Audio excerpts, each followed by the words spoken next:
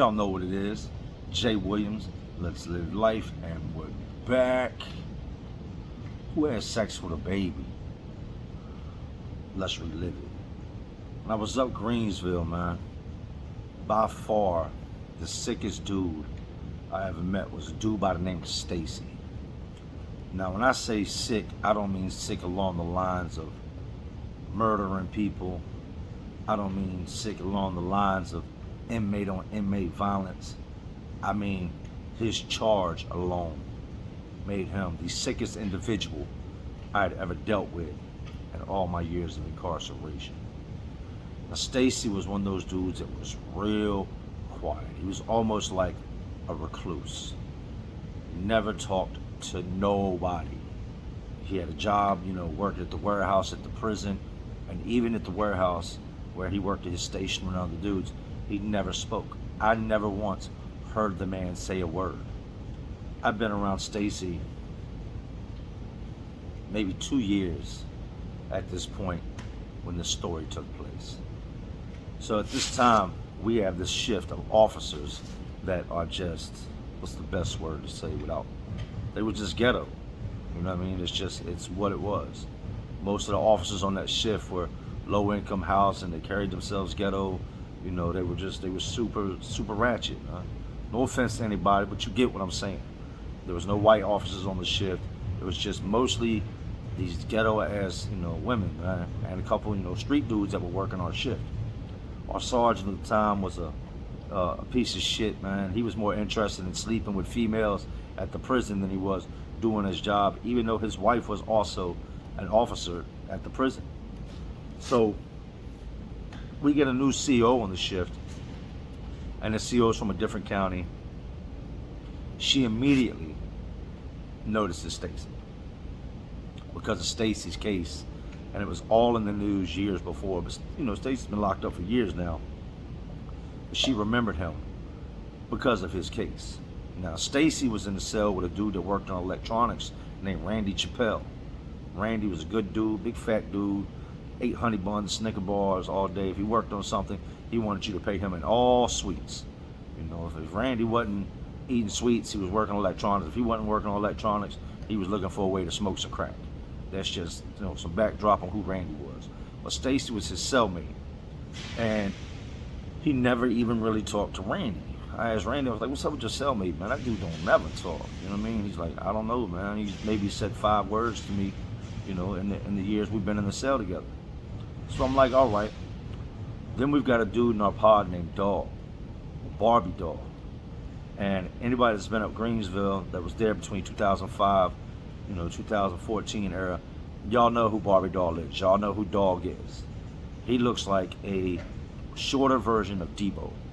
You know what I mean? He's just muscle bound black dude. It's just muscles on top of muscles on top of muscles with a bald head. And he was an ex-booty bandit. Now you're probably thinking, how can you be an ex-booty bandit? The fuck is an ex-booty bandit? Dog was one of those dudes been locked up since the 80s and the 90s. And people called him Dog, or they called him Barbie Dog. And I worked maintenance with Dog. Knew him pretty well. We got along good. I'd heard stories about him. And I asked him one day, I said, why they call you Barbie Dog? He said, you might not like what I got to say, but I'm going to tell you anyway. I said, all right. He said, man, back in the day, I'd give me a little white boy, and that'd be my Barbie Dog. He said, I treat them like Barbie dolls. I rub their heads and everything. He said, I'd take that ass from them. I'm looking at him like, man, what the fuck is wrong with this dude, man? You tripping.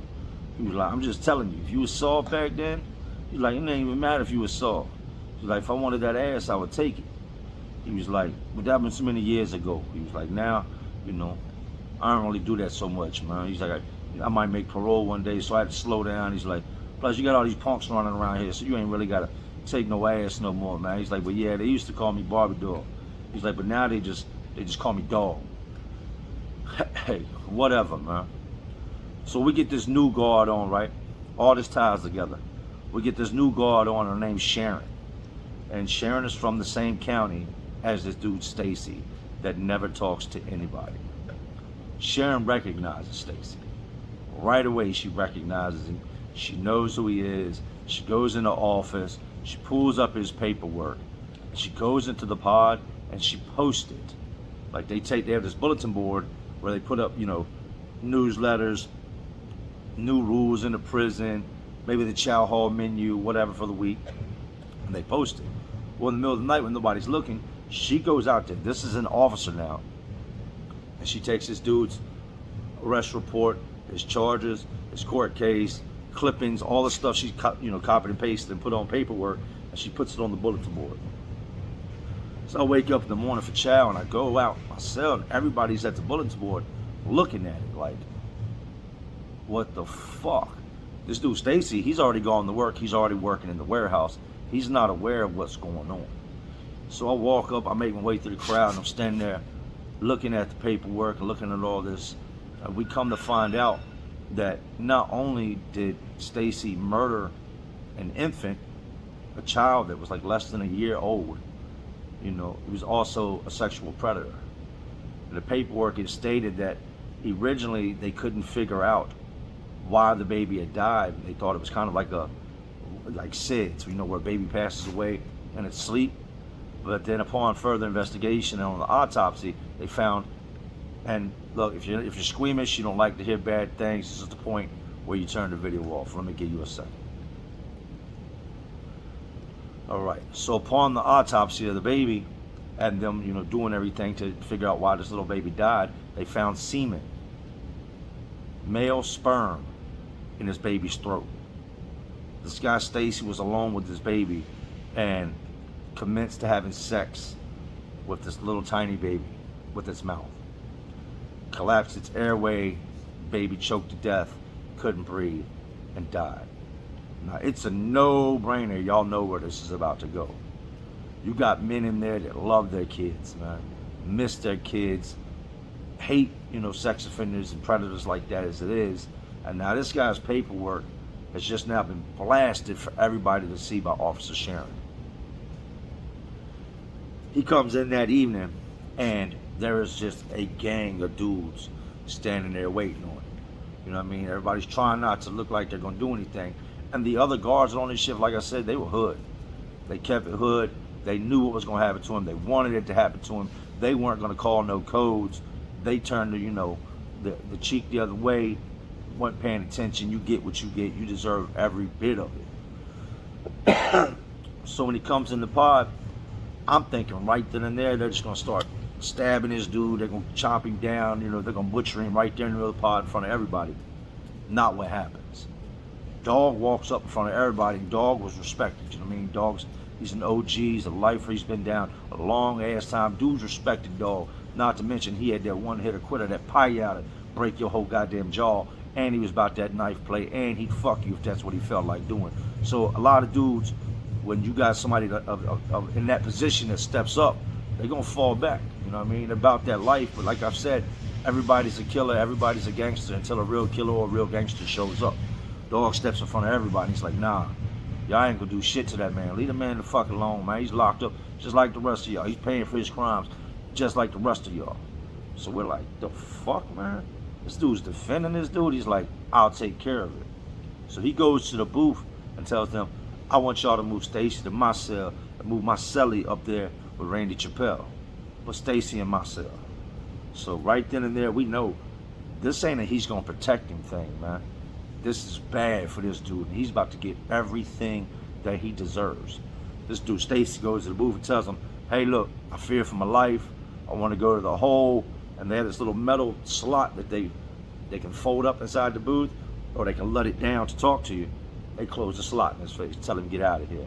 Tell him, go ahead and move your stuff. So they end up moving Dog's cellmate upstairs into this dude's cell and moving Stacy downstairs into Dog's cell. It isn't long, man. It's, I would say, dude hadn't even unfinished packing yet. It was maybe 30, 45 minutes. And at the time, we could still smoke in Virginia. They hadn't, taken smoking out of prison yet. And we all hear this dude screaming. And when I mean screaming, he's screaming at the top of his lungs, bloody murder. It sounds like what you would expect to hear if somebody, was having their hand cut off or something. It's just this blood gurgling scream coming from the cell, which was the first real, noise I'd heard come out of this man's mouth other than him copping pleas at the booth, trying to get moved out of there and put, in the hole, taken somewhere else where he'd be safe. He's been exposed, and all these years he's been safe, flying underneath the radar, and you have this little child that's dead in this coffin, buried and gone because of this human piece of shit. So we all get curious of what's going on, and we're looking up at the booth, and the lady in the booth, she knows something's going down, but they're not going to do anything. You got to remember that these are mothers. They may be guards, but they're mothers, they're fathers, and sometimes, justice is not served just because you get sent to prison. Sometimes justice is served once you get to prison. Your charges are found out, and the right person gets their hands on you. So everybody's trying to look in the cell to see what's going on, but don't want to draw too much attention to the fact that, what's taking place in this cell. So I give it a little bit, and I walk over. Like I said, me and Dog were cool.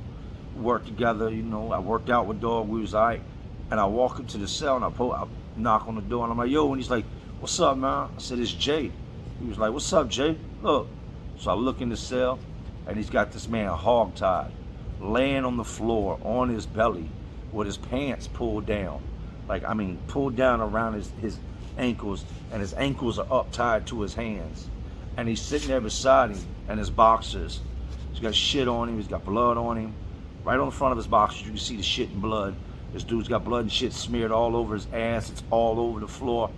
The dog is sitting there smoking a cigarette. Right beside him, squatting down, looking at him, and this dude's hog-tied laying on his belly.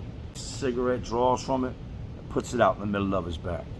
Reaches up on the counter, grabs his cigarettes, lights another one, and just sits there squatting, looking at him. He'd punch him in the back of his head, slam his face into the floor a couple more times. There was already smudge marks and blood on the side of the wall, blood on the counter, blood on the side of the toilet, and this dude is just laying there. Dogs are hog-tied him and busted his cheeks wide open and is putting cigarettes out on him. We think this is going to end soon, As soon as this dude gets up, he's going to go tell the people what's going on, blah, blah, blah, and that's going to be the end of it. It's not. I walk off, man. It wasn't even something I wanted to see. I thought I was going there and he's going to have this dude all beat up, or maybe a stabbed him or something. I didn't expect to see another man hog-tied, laying on the ground that had just, been ran up in by Dog. They lock us down, and throughout the night you hear it. You hear this dude screaming, yelling, screaming, yelling. You can hear Dog over there beating on him. You can hear Dog over there fucking him. It's just him grunting, and then every now and then you just hear him punching him. Maybe punching him in his body, back of his head, his face. So the next day he rolls around, Dog comes out like nothing happened. He'd have told this dude, you're going to stay in this motherfucking cell, and you better not come up out of here. If you tell the people on me, I'll get you touched, I'll get your motherfucking ass killed. I swear to God, you will die, you come up out this cell. Stacy didn't go to work at the warehouse. Stacy puts in a slip saying he no longer wants his job. This takes place for months.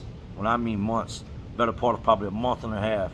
Every day, Dog comes in that cell, and Dog just rapes this man, beats the shit out of him, hog-ties him, does whatever he wants to this man. And I'm not gonna say, I'm not so cool with the booty bandit part of it, because I don't get down like that. But I'm not gonna say that I felt any remorse for him. Nothing that was done to him was enough, considering what he had done to this baby. So we fast forward a month and a half, and word's done got outside of what's going on. And somehow or another, everything that's going on is done made its way up the chain. Somebody more important has found out about it. The PREA people have found out about it. Somebody's told. This is the Prison Rape Elimination Act, for y'all that don't know. That's what PREA is. They come in, they get Stacy out the cell, Dog's on the yard working out. They go out there, they lock Dog up. The Dog's done told this man, he's let him know, if you tell on me, if anything happens, if they lock me up, you're a dead man. Once you hit any compound, your paperwork's already out there. You better take what I'm giving you, because the next man's probably just gonna cut your fucking head off and leave you dead. So you rather deal with this than deal with that. You know what I mean? You can be my bitch or you can be dead. But somebody else has done sent off some, a kite somewhere to the PREA people telling them, and telling, administration higher up, what's going on. So like I said, they come in, they get Stacy out the cell immediately. They start investigating, they lock Dog up off the yard, It's maybe 2 weeks later, dog comes back in the pod. He's got his bags. He's back from the hole. Dude, Stacy wouldn't tell on him. I guess he tortured him so bad and scared him so much that Stacy just stayed quiet. Even though they knew 100% what had been taking place, Stacy wouldn't say anything out of fear for his life. We fast forward, I think it was maybe 3 or 4 days later, and they lock us all down. The whole penitentiary. Or 3,000 guys, they come in and lock us down, and they say they got an isolated incident in the hole that's under investigation, and the people from the outside, state police and whatnot, have to come investigate because there's been a death. Stacy hung himself from the fire sprinkler in his cell, in the hole, in 10 building. And that was the end of Stacy. I never really fucked with dog anymore after that. I just found out, it wasn't long before the stuff started with Stacy, that dog used to be a booty bandit before, so I'd already started falling back from dog. Dog is still locked up today, but Stacy is in the ground where he belongs. Now, what I want y'all to get out of this, like I said, I always try to give y'all something good from the bad. We don't always feel justice is served. You might have a family member get killed and the guy might only get 5 or 6 years, but God's got a plan. And sometimes justice is served when you don't know about it, and it's served in a much worse way than what you could ever expect. Don't always look at a situation and think bad of it and not know what's really going on. Stacy got what he deserves. Stacy deserves to be dead. And that booty bandit shit turns my stomach. There's nothing nice about it. You're a sick motherfucker if you do something like that. In Stacy's case, justice was finally served. And I hope that baby made its way to heaven, where he deserves to be. And I hope Stacy rots in hell. Y'all know what this is, man. Sad, crazy story. This is Jay Williams. Let's live life. To all my real ones, and there are some real ones watching, because y'all watching me. Y'all know how we do around this bitch, man. Salute.